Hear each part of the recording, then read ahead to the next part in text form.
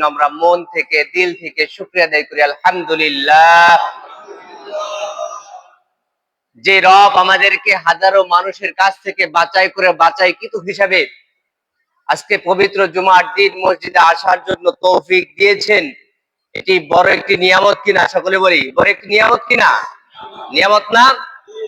হাজারো মানুষের কাছ থেকে যে আমাদেরকে আজকে সকল কাজ থেকে বিরত রেখে, অসুস্থতার মাধ্যম থেকে সুস্থ রেখে আজকে যে আমাদের এইখানে আজকে পবিত্র জুমার নামাজের উদ্দেশ্যে আসার তৌফিক দিলেন, এটি বড় একটি নিয়ামত। জোরে বলে সুবহানাল্লাহ। অনেক লোক এখনো আছে, গাড়িটা আছে না নাই? অনেক লোক আছে হসপিটালে বেডে শুয়ে আছেন, অনেক লোক আছে কর্মজীবী ক্ষেত খামারে কিংবা অফিস আদালতে আছেন।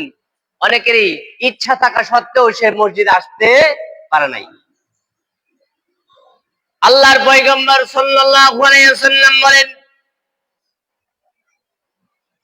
যে ব্যক্তি জুমার নামাজ পেল তার ভাগ্যটা এমন বড়, সে কোনোদিন কল্পনাও করতে পারবে না একটি জুমা পাওয়া মানে অনেক বড় কিছু করা। এই জুমার নামাজ এমন একটি নামাজ, আল্লাহর হাবিব সাল্লাল্লাহু আলাইহি ওয়াসাল্লাম বলেছেন, গরিবদের হজ্জের দিন হলো জুমার দিন। এই জুমার দিন নামাজ পড়বে গুনাহ মাফের জন্য।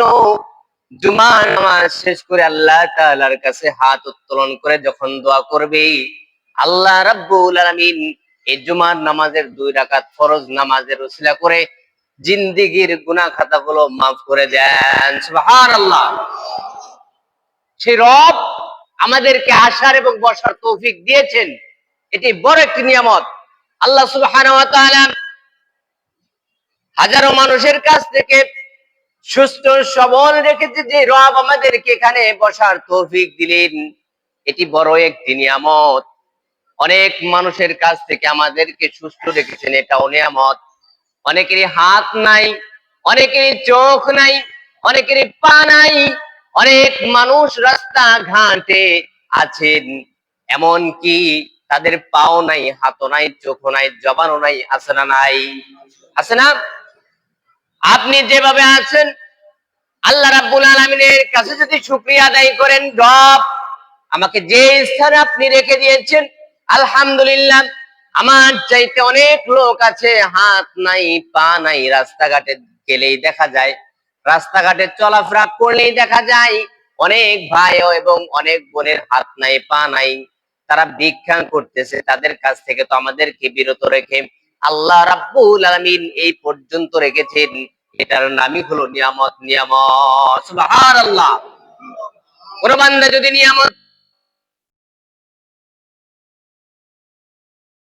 সাল্লাল্লাহু আলাইহি ওয়াসাল্লাম বলেন, ওই বান্দার নিয়ামতগুলো আস্তে আস্তে আল্লাহ রাব্বুল আলামিন আকাশের দিকে উঠায় নেন, যে বান্দা তোমাকে আমি এত নিয়ামত দিলাম, তোমার শুধু বড় হওয়ার ইচ্ছা, তোমার একটি ঘর আছে, আরেকটি ঘর করার ইচ্ছা, তোমার একটি বিল্ডিং আছে, 5 তলা বিল্ডিং আছে, 10 তলা বিল্ডিং করার ইচ্ছা, কিন্তু তুমি বান্দা নামাজ আদায় করে আমার পায়ে সেজদা করে যখন শুকরিয়া আদায় করবা, আমি আল্লাহ রাব্বুল আলামিন 10 তলা বিল্ডিং এর মালিক বানায় দেব। সুবহানাল্লাহ। কিন্তু আমরা কি করি? আমরা যুদ্ধ করতে থাকি। আমার একটি গাড়ি আছে, আরেকটি গাড়ি বানাবার জন্য যুদ্ধে লেগে গিয়েছি, দুনিয়ার ভিতরে টাকা কামানোর জন্য অন্ধের মতো লেগে গিয়েছি। আমার ভাইয়ের, আমার বাবাজিরা, আমরা আল্লাহ তাআলাকে ভুলে গিয়েছি। মসজিদ এত সুন্দর, মসজিদ টাইলস করা, এসি করা, এত সুন্দর মসজিদ, 5 ওয়াক্ত নামাজের আজান হয়, দেখা যায় এক কাতার মুসল্লি দেখা যায়। দেখা যায় আপনাদের এই জায়গায়? দেখা যায় না। প্রত্যেকটি অঞ্চলে, সারা বাংলাদেশে ঘুরে ঘুরে দেখেছি যে প্রত্যেকটি অঞ্চলে প্রত্যেকটি লোকের, প্রত্যেকটি ইমাম সাহেবরা নালিশ করে যে হুজুর, আমরা তো এত সুন্দর মসজিদ আগে পাই নাই, এত সুন্দর টাইলস করা, এত সুন্দর বিল্ডিং করা, এসি করা মসজিদ পাই নাই। আগে তো ছোট মসজিদ ছিল, মসজিদে মুসল্লি হতো, কিন্তু এখন এত সুন্দর মসজিদ, জুমার দিনও মসজিদ ভরে না। আছে না নাই? আছে না? কিয়ামতের আলামত, মানুষজন জুমার নামাজের আযান হয়েছে, তারপরেও দোকানপাটে আছে। আছে না নাই? আছে না? আছে। আযান শোনার পরে ঘরের ভিতরে শুয়ে থাকে, ফজরে আজান হয়, ঘরের ভিতরে শুয়ে থাকে, মসজিদের দিকে আসে না। আল্লাহ রাব্বুল আলামিন ডাক দিয়ে বলেন, ও দুনিয়ার মানুষ, আমার বান্দারা, তোমাদেরকে আমি দুনিয়ার ভিতরে বিচরণ করার জন্য ছেড়ে দিয়েছি। আমি যখন তোমাদের হায়াতকে টান দিয়ে যখন আমার কাছে নিয়ে আসবো, ওই সময় তোমার কোনো উপায় থাকবে না। থাকবে না। এজন্য আমরা যারা এখনো মাইকের আওয়াজ যতদূর যাচ্ছে, আমরা মসজিদের দিকে আসি। আজকে জুমার একটি দিন, গুরুত্বপূর্ণ একটি দিন। আল্লাহ রাব্বুল আলামিন সবাইকে জুমার নামাজের ফজিলত, সম্পূর্ণ ফজিলত পাওয়ার তৌফিক দান করুন। সকলে বলে আমিন। আল্লাহ রাব্বুল আলামিন কুরআনুল কারীমে সূরাতুল মাউনের ভিতরে ডাক দিয়ে বলেন, ফাযালিকাল্লাযী ইয়াদউল ইয়াতীম ওয়ালা ইয়াহুদ্দু আলা তুআমিল মিসকিন। জোরে বলুন আল্লাহু আকবার। আল্লাহ রাব্বুল আলামিন ডাক দিয়ে বলেন, ফাযালিকাল্লাযী ইয়াদউল ইয়াতীম, ইয়াতীমদের সাথে সৎ আচরণ করো, ভালো আচরণ করো, মিসকিনদের সাথে খারাপ আচরণ করিও না। কেননা আমি আল্লাহ রাব্বুল আলামিন এই বান্দাদেরকে মিসকিন হিসেবে দুনিয়ার মাঝে পাঠাইছি, আর তোমাকে আমি ধন সম্পদ দিয়েছি। এই ধন সম্পদের ভিতরে ইয়াতীম মিসকিনদের হক রেখে দিয়েছি। সুবহানাল্লাহ। কিন্তু এটা আমাদের মধ্যে নাই। মিসকিন ঘরের ভিতরে আসলে, বাড়িতে আসলে তাড়ায় দেয়, দূর দূর করে তাড়ায় দেয়। আছে না? নাই? আছে। আল্লাহ রাব্বুল আলামিন সূরা মাউনের ভিতরে ডাক দিয়ে বলেন, ফাযালিকাল্লাযী ইয়াদউল ইয়াতীম, যারা ইয়াতীমদের মাথায় হাত রাখবে, আমি আল্লাহ রাব্বুল আলামিন ঘোষণা করে দিলাম, সে যেন ইয়াতীমদের মাথায় হাত রাখলো না, সে যেন আমার পয়গম্বর মুহাম্মাদুর রাসূলুল্লাহ সাল্লাল্লাহু আলাইহি সাল্লামের মাথায় হাত রেখে দিয়েছে। সুবহানাল্লাহ। আল্লাহ রাব্বুল আলামিন ডাক দিয়ে বলে, ও দুনিয়ার মানুষেরা, তোমরা তাকায়া দেখো, আমার পয়গম্বরকে, আমার হাবিবকে আমি ইয়াতীমদের সর্দার হিসেবে দুনিয়ার ভিতরে পাঠায়া দিলাম। কোন ইয়াতীম যেন বলতে না পারে যে ইয়া রাসূলুল্লাহ, আপনি, আমরা তো ইয়াতীম, আল্লাহ রাব্বুল আলামিন তো আমাদেরকে ইয়াতীম হিসেবে দুনিয়ার ভিতরে প্রেরণ করেছেন, আমাদের ব্যাপারে আপনি কি বলবেন? এজন্য আল্লাহ রাব্বুল আলামিন আল্লাহর হাবিবকে ইয়াতীমদের সর্দার বানায়া দুনিয়ার ভিতরে প্রেরণ করে দিয়েছেন। আল্লাহর হাবিব সাল্লাল্লাহু আলাইহি সাল্লাম যখন দুনিয়ার ভিতরে ভূমিষ্ঠ হবেন, এই কঠিন মুহূর্তে আল্লাহ রাব্বুল আলামিন আল্লাহর হাবিব সাল্লাল্লাহু আলাইহি সাল্লামের পিতাকে দুনিয়া থেকে ইন্তেকাল করায় দুনিয়ার জগৎ প্রেরণ করে পরের জগতে নিয়ে গেলেন। আল্লাহ ডাক দিয়া বলেন, আমার নবীকে আমি ইয়াতীম হিসেবে দুনিয়ার মাঝে পাঠালাম। যদি ইয়াতীম হিসেবে যদি না পাঠাতাম, তাহলে দুনিয়ার ভিতরে হাজারো হাজারো কোটি কোটি ইয়াতীম থাকতো। এই ইয়াতীমদেরকে সম্মান মানুষজন এমনিতেই করে না। আর ইয়াতীমদের মর্যাদা যদি আমি না বাড়ায় দিতাম, ইয়াতীমরা সর্বদা সব সময় রাস্তাঘাটে লাঞ্ছনার মধ্যে থাকতো। থাকতো কিনা? এখনই দেখেন না, ঘরের ভিতরে ইয়াতীম থাকলে চাচারা ইয়াতীমদের উপরে অত্যাচার করে, ধন সম্পদ মেরে খাওয়ার চেষ্টা করে। কিন্তু আল্লাহ রাব্বুল আলামিন সূরা মাউনের ভিতরে কঠোর করে বললেন, ফাযালিকাল্লাযী ইয়াদউল ইয়াতীম, আমার পয়গম্বরকে আমি ইয়াতীম হিসেবে যখন দুনিয়ার মাঝে পাঠালাম, ওই সময় তার বাবা ছিল না। আল্লাহর হাবিব সাল্লাল্লাহু আলাইহি ওয়াসাল্লাম যখন জন্মগ্রহণ করলেন মক্কা নগরীর ভিতরে যখন জন্মগ্রহণ করলেন, তার বাবা নাই, ইয়াতীম, তাকে কেউ ভালোবাসে না। তায়েফ থেকে সাদিয়া গোত্রের কিছু লোক আসলো, বাচ্চাদেরকে নিতে দুধ মাতার আসলেন। সবাই আল্লাহর হাবিবকে দেখে দেখে চলে যায়, কেউ আল্লাহর হাবিবকে নিতে চাইল না। সর্বশেষ ভাগ্যবতী একজন নারী হালিমাতুস সাদিয়া আসলেন। হালিমাতুস সাদিয়া এসে দেখতে পেলেন আল্লাহর হাবিব সাল্লাল্লাহু আলাইহি ওয়াসাল্লাম তার আম্মা জানের কোলে হযরতে আমিনার কোলে শুয়ে আছেন। হযরতে হালিমাতুস সাদিয়া বর্ণনা করেন, আমি যখন আল্লাহর হাবিবকে দেখতে পেলাম হযরতে আমিনার কোলে, আমিনার কোলে শুয়ে আছে, আমি আমার প্রাণের স্বামীকে বললাম যে আমরা তো অনেক দূর থেকে বাচ্চাদেরকে নিতে এসেছি, কিন্তু একটি বাচ্চাও পেলাম না। সর্বশেষে এসেছি, একজন বাচ্চা আছেন, সে বাচ্চাটা হলো ইয়াতীম শিশুটাকে কেউ নিতে চায় নাই। আমরা তো সর্বশেষ এসেছি, আমাদের উপায় নাই, এই বাচ্চাটাকে নেওয়া যাবে কিনা? স্বামী ডাক দিয়া বলেন, ও হালিমাতুস সাদিয়া, বাচ্চাটার চেহারা যদি অন্তত ভালো হয় তুমি নিয়ে আসো। সুবহানাল্লাহ। হালিমাতুস সাদিয়া বর্ণনা করেন, আমি যখন হযরত আমিনার ঘরে প্রবেশ করলাম, করে দেখলাম আল্লাহর হাবিব তার মাতার কোলে শুয়ে আছেন। তার মার কাছ থেকে যখন আমি কোলে উঠালাম, আমি দেখতে পেলাম আকাশের পূর্ণিমার চাঁদ এসে আমার কোলের ভিতরে ধরা দিল। সুবহানাল্লাহ। হযরত হালিমাতুস সাদিয়া ডাক দিয়া বলেন, আমার কোলে যখন উঠালাম আমি দেখতে পেলাম পূর্ণিমার চাঁদ এসে আমার কোলে ধরা দিল।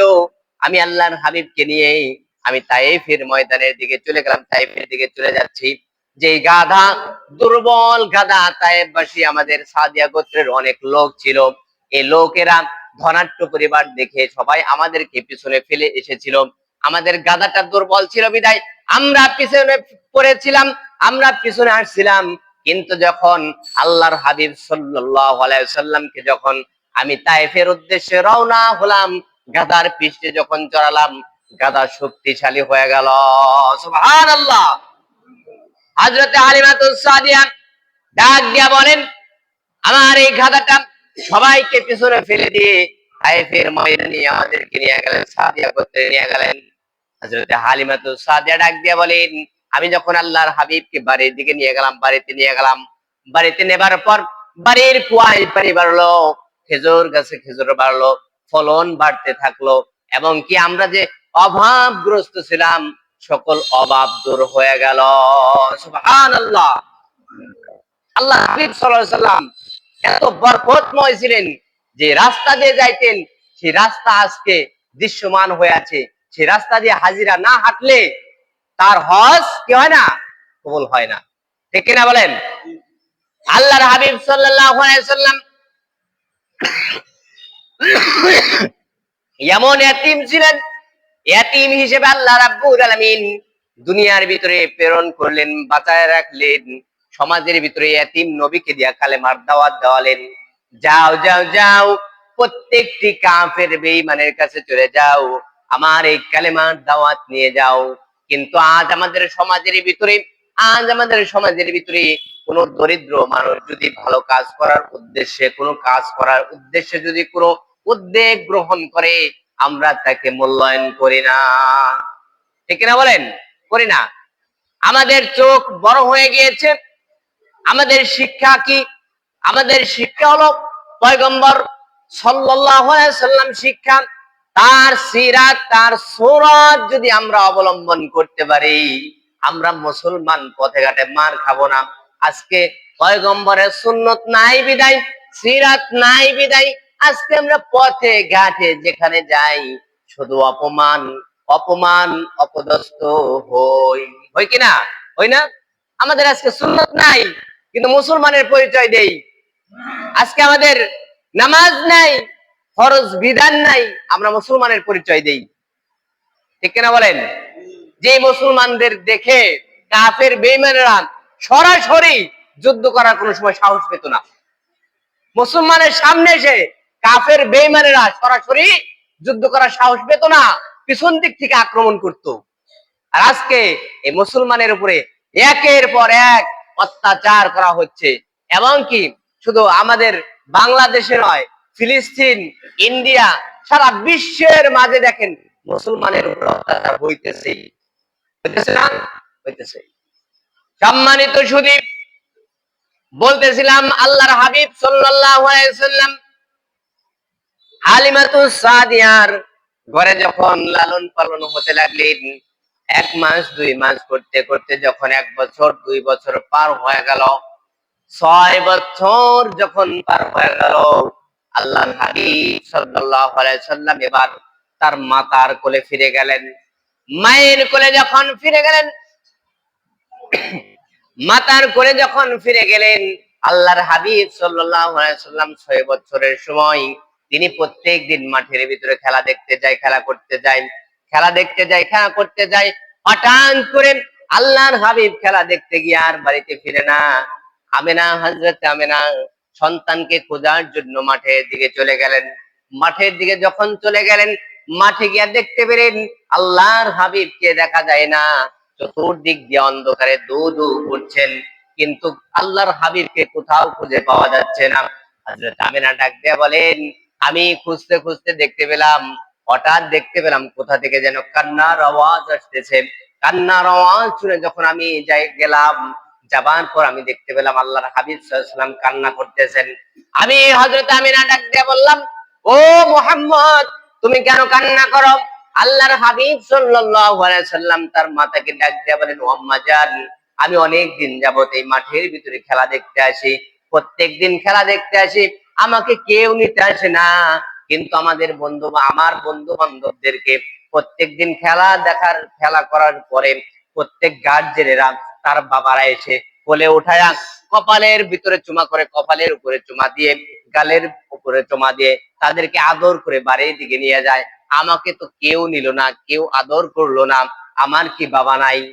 হযরত আমিনা ডাক দিয়ে বলে, ও পয়গম্বর রে, ও মুহাম্মদ, তোমার বাবাকে আল্লাহ রাব্বুল আলামিন দুনিয়া থেকে বিদায় করে নিয়ে গেছেন, তুমি তো ইয়াতীম, আমি তোমার বাবা, আমি তোমার মাতা।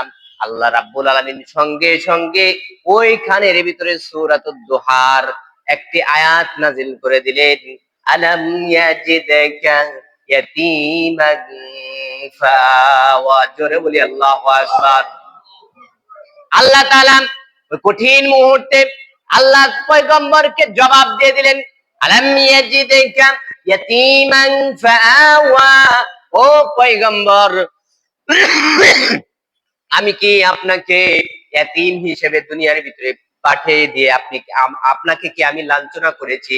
আপনাকে কি আমি সম্মান দেই নাই? আপনি তো সম্মানের পাত্র, আপনি সম্মান আছে, আপনার সম্মান আছে। আল্লাহ পাক রব্বুল আলামিন ডাক দিয়ে বলে, ও পয়গম্বর, আলাম ইয়াজিদকা ইয়াতীমান ফাআওয়া ওয়া ওয়াজাদাকা দাল্লান ফাহাদা ওয়া ওয়াজাদাকা আইলান ফাআগনা। আল্লাহ রাব্বুল আলামিন ডাক দিয়ে বলে, নবীজি, আমি আপনাকে অভাবগ্রস্ত থেকে মুক্ত করে দিয়েছি।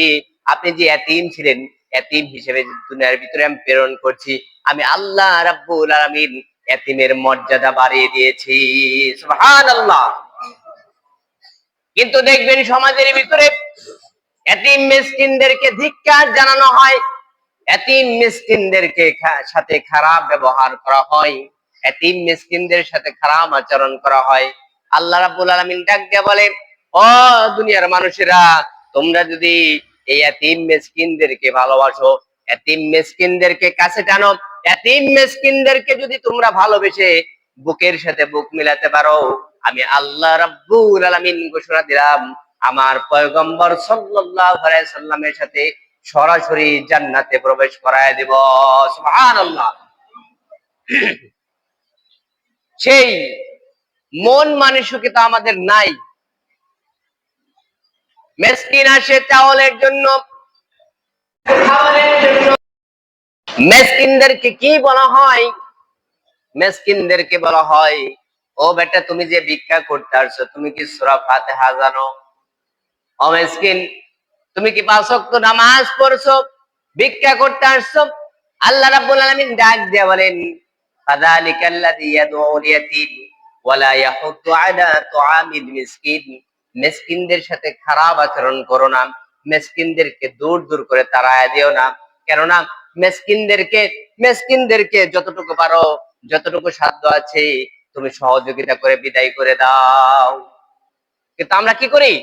মিসকিনদেরকে তিরস্কার করি, নানান ঠাট্টা বিদ্রূপ করি। আছে না নাই? আছে। দেখবেন বড় লোক গাড়ি নিয়ে যাচ্ছে, রাস্তা দিয়ে যখন যাচ্ছে হাত নাই পা নাই, ভিক্ষা চাইতেছে, যে ভাই 10 টাকা দেন, 5 টাকা দেন, স্যার 10 টাকা দেন, 5 টাকা দেন। ভিক্ষা দেয় না। সামনে গাড়িটা বেরায়া দেখবেন মাজার আছে, মাজারের ভিতরে কসকসা 500 টাকার নোট ফালায়া দেয়। আছে না নাই? আছে। ওই অফিসার আবার কি করে? দেখবেন ওই অফিসারটা আবার ওই ভিক্ষুকটা মরে গেলে রাস্তার পাশে শোয়া রাখছে। ওই ভিক্ষুককে 5 টাকা 10 টাকা করে মানুষ সহযোগিতা করতেছে, যে কি করা হবে, এই মুর্দাকে দাফন করার জন্য 5 টাকা 10 টাকা করে সবাই ফিকে দিচ্ছে, আছে না নাই? হয় না এরকম? শহরের ভিতর হয়। টাকা হলো জিন্দা মানুষের জন্য, দরকার হলো ক্ষুধার্ত মানুষের জন্য, কিন্তু আমরা ক্ষুধার্ত মানুষকে টাকা দেই না। ওই মাজারে গিয়া 500 টাকা 1000 টাকা 1 লাখ টাকা খরচ করি, কিন্তু আপনার বাড়ির পাশে দেখবেন কত এতিম মিসকিন গরিব আছে, আমরা তাদেরকে সহযোগিতা করি না। আল্লাহ রাব্বুল আলামিন ডাক দিয়া বলেন, ও বান্দারে, তোমাদের মনটাকে বড় করো। তুমি যে নামাজ আদায় করতেছো, তুমি যে ভালো কাজ করতেছো, এটা মানুষকে দেখাবার জন্য করিও না, এটা মানুষকে দেখাবার জন্য করিও না। আমি আল্লাহ রাব্বুল আলামিনকে যদি সন্তুষ্ট করবার চাও, তাহলে গোপনে গোপনে দান করে যাও। সুবহানাল্লাহ। আজ সমাজের ভিতরে এরকম মানুষ পাওয়া কঠিন, যারা গোপনে দান করছে বা এতিম মিসকিনদেরকে সহযোগিতা করছে, আছে না নাই? কঠিন। সম্মানিত মুসলিম কিরাম, আল্লাহ রাব্বুল আলামিন আল্লাহর হাবিব সাল্লাল্লাহু আলাইহি সাল্লামকে এতিম হিসেবে দুনিয়ার মাঝে পাঠালেন কেন? এতিম হিসেবে দুনিয়ার মাঝে পাঠালেন হলো দুনিয়ার মানুষকে শিক্ষা দেবার জন্য। আল্লাহর হাবিব সাল্লাল্লাহু আলাইহি সাল্লাম খ্রিস্টানদের বাড়িতে, ইহুদির বাড়িতে কাজ করে করে খেতেন। আল্লাহর হাবিব সাল্লাল্লাহু আলাইহি সাল্লাম তিনি তো চাইলে পারতেন যে জান্নাত থেকে খাবার নেবার জন্য, পারতেন না? পারতেন। কিন্তু ইহুদির বাড়িতে খেতে খেতে একটি খেজুর দুটি খেজুর নেবার জন্য কত পরিশ্রম করলো। কি জন্য করলো? উম্মতদের ফিকিরের জন্য, উম্মতদেরকে শিক্ষা দেওয়ার জন্য। আজকে আমরা উম্মতরা কি করি? আজকে কাজকে অবহেলা করি। আজকে যদি কোনো আলেম, আজকে যদি কোনো মসজিদের ইমাম, আজকে যদি কোনো মসজিদের মুয়াজ্জিন সাহেব মসজিদের পাশাপাশি যদি কোনো ব্যবসা করে, দেখবেন অনেক মুসল্লিন কিরাম চোখ রাঙিয়ে কথা বলে, বলে না? কিন্তু শিক্ষা হলো আল্লাহর হাবিব সাল্লাল্লাহু আলাইহি সাল্লাম, আল্লাহর নবী নিজে ইহুদির বাড়িতে কেন কাজ করলেন, নিজে কেন ইহুদির বাড়িতে কাজ করলেন, এটাই হলো শিক্ষা। যে আল্লাহর হাবিব সাল্লাল্লাহু আলাইহি সাল্লাম জান্নাত থেকে যদি খাবার চেতেন, খাবার যদি চাইতেন, তাহলে সঙ্গে সঙ্গে জান্নাত থেকে খাবার আসতো। তারপরেও ইহুদির বাড়িতে কাজ করতে কেন গেল? আমাদের জন্য শিক্ষা দিয়েছেন, ও দুনিয়ার মানুষ, মানুষের সামনে মাথা নত না করে, মানুষের সাথে মানুষের গোলামি না করে তোমরা কাজ করে খাও। ভিক্ষা না করে, মিসকিন না হয়ে, মানুষের ধারে ধারে না গিয়ে, শরীর স্বাস্থ্য ভালো আছে কাজ করে খাও। আল্লাহ রাব্বুল আলামিন তোমার কাজের মধ্যে বরকত দান করবেন। সুবহানাল্লাহ। নাই, আমরা অলস, কাজকে অবহেলা করি, ছোট মনে করি। আমরা বড় অফিসার হয়ে গেছি, কাজ করতে চাই না। কিন্তু আল্লাহর হাবিব সাল্লাল্লাহু আলাইহি ওয়াসাল্লাম আমাদের কি শিক্ষা দিলেন? নিজে নিজে ইহুদির বাড়িতে কাজ করতে যা, আপনারা সবাই জানেন, আল্লাহর হাবিব ইহুদির বাড়িতে কাজ করতে গিয়া বালতি যখন কুয়ার সালামের গালের ভিতরে থাপ্পড় দিয়েছিল, জানেন না? কম বেশি কিন্তু আমরা সবাই জানি। থাপ্পড় দেওয়ার পর আল্লাহর হাবিব সাল্লাল্লাহু আলাইহি সাল্লাম মন খারাপ করে যে আমি হয়তো ইহুদির সাথে বেয়াদবি করেছি, খারাপ আচরণ করেছি, এজন্য থাপ্পড় দিয়েছে। থাপ্পড় দেবার কারণে আল্লাহর হাবিব মন খারাপ করে নাই। আল্লাহর হাবিব চিন্তা করছে যে আমি ইহুদির কাছে কি খারাপ আচরণ করলাম কিনা। এই মনোবল নিয়ে আল্লাহর হাবিব মন বেজার করে যখন চলে যাইতেছিলেন, ওই কঠিন মুহূর্তে যে ইহুদি আল্লাহর হাবিব সাল্লাল্লাহু আলাইহি ওয়াসাল্লামের গালের ভিতরে একটা থাপ্পড় মারলো, হাতের ভিতরে যন্ত্রণা শুরু হয়ে গেল। কি হয়ে গেল? যন্ত্রণা শুরু হয়ে গেল। ইহুদি বেহুশ, একের পর এক হাত আর ভালো হচ্ছে না। প্রথম অবস্থায় হাত ইহুদি কবজ থেকে কেটে ফেললেন, কিছুই হচ্ছে না, ভালো হচ্ছে না। কেটে ফেললেন, কেটে ফেলার পর না ভালো হচ্ছে না, যন্ত্রণা আরো বাড়ছে। আল্লাহর হাবিবকে খোঁজার জন্য ইহুদি পিছন পিছন দৌড়ায়। যাইতে যাইতে যখন আল্লাহর হাবিবের কাছাকাছি চলে গেলেন, ইহুদি ডাক দিয়া বলেন, ও মুহাম্মদ, আমি হয়তো ভুল করে তোমাকে থাপ্পড় দিয়েছি, আমি বুঝতে পারি নাই। তোমাকে থাপ্পড় দেবার কারণে আমার হাতের ভিতরে এত যন্ত্রণা, যন্ত্রণা সহ্য করতে না পারে আমার হাতটা কেটে ফেলেছি। ও মোহাম্মদ, আমাকে ক্ষমা করে দাও। আল্লাহর হাবিব সাল্লাল্লাহু আলাইহি সাল্লাম ইহুদিকে ডাক দিয়ে বলেন, ও ভাই রে, তুমি কোনো ভুল করো নাই, আমারই তো ভুল হয়েছে। কেননা আমি কাজ করতে গিয়ে সঠিকভাবে কাজ করতে পারি নাই। তোমার বালতিটা কুয়ার ভিতরে পড়ে গিয়েছে, আমি তোমার কাজটা সঠিকভাবে করতে পারি নাই। আল্লাহর হাবিব সাল্লাল্লাহু আলাইহি সাল্লাম ডাক দিয়ে বলে, ও ইহুদি বাইরে, তুমি হাত কেটে ফেলেছো, তোমার হাতটা কোথায়? ইহুদি ডাক দিয়ে বলে, বাড়িতে হাত। আল্লাহর হাবিব সাল্লাল্লাহু আলাইহি সাল্লাম বললেন, হাতটা নিয়ে আসো। হাতটা নিয়ে আসার পর থুতুটা লাগিয়ে দিয়ে হাত লাগিয়ে দিলেন, সঙ্গে সঙ্গে হাত ভালো হয়ে গেলেন। সুবহানাল্লাহ। এটা হলো ব্যবহার, এটা হলো শিক্ষা। কাদের জন্য শিক্ষা দিয়েছেন? এই উম্মত, এ আমাদের জাতির জন্য শিক্ষা দান করে গিয়েছেন আল্লাহর হাবিব সাল্লাল্লাহু আলাইহি সাল্লাম। এত কষ্ট করেছেন কাদের জন্য? আমাদের জন্য। এত কষ্ট করার পরেও আল্লাহর হাবিব সাল্লাল্লাহু আলাইহি সাল্লাম এক মুহূর্তের জন্য মন খারাপ করে নাই।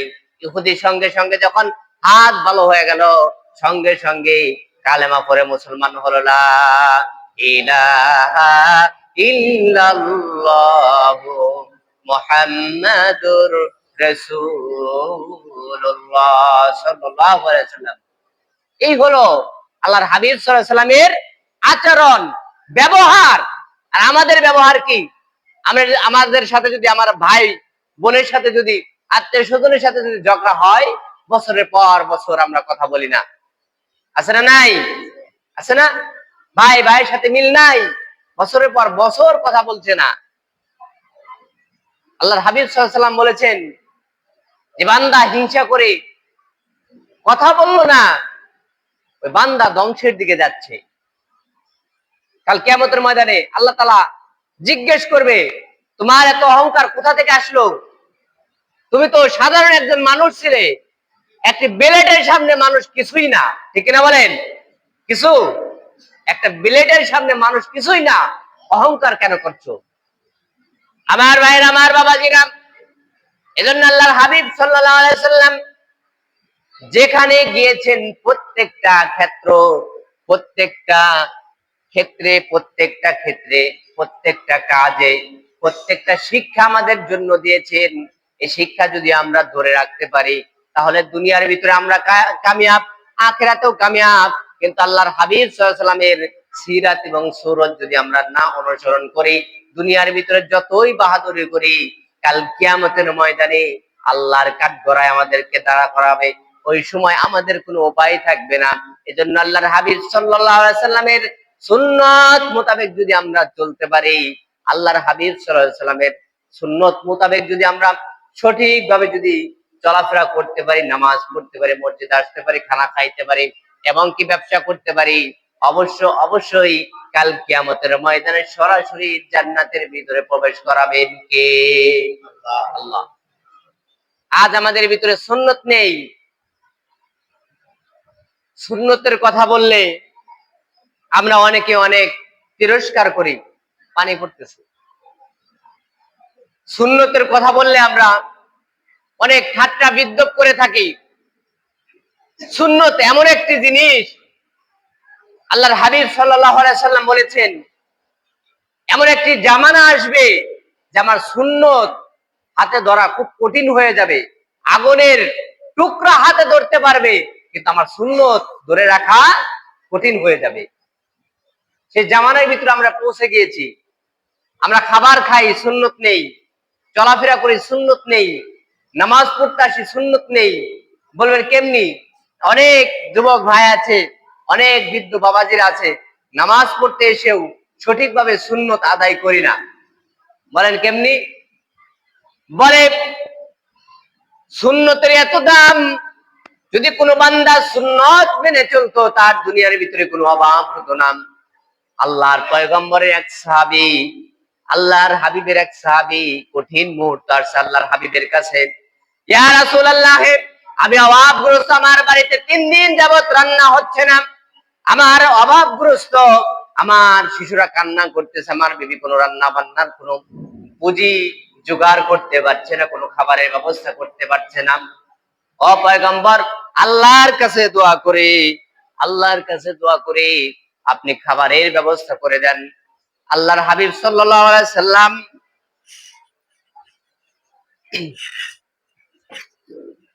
আল্লাহর হাবিব সাল্লাল্লাহু আলাইহি সাল্লাম সাহাবীকে ডাক দিয়ে বলেন, আমি কেন তোমার জন্য দোয়া করব?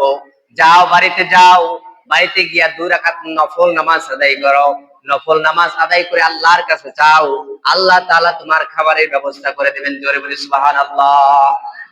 সাহাবী বাড়িতে গেলেন, বাড়িতে গিয়া ওযু করলেন, ওযু করে নামাজ পড়লেন, নামাজ আদায় করে 2 রাকাত নামাজ পড়ে আল্লাহর কাছে দোয়া করলেন।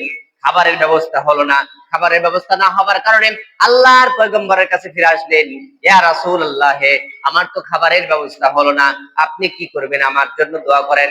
আল্লাহর হাবিব ডাক দিয়া বলে, যাও, বাড়িতে গিয়ে নামাজ পড়ো, নামাজ আদায় করে আল্লাহর কাছে খানা চাও, আল্লাহর কাছে রিজিক চাও, আল্লাহ দিয়ে দিবেন।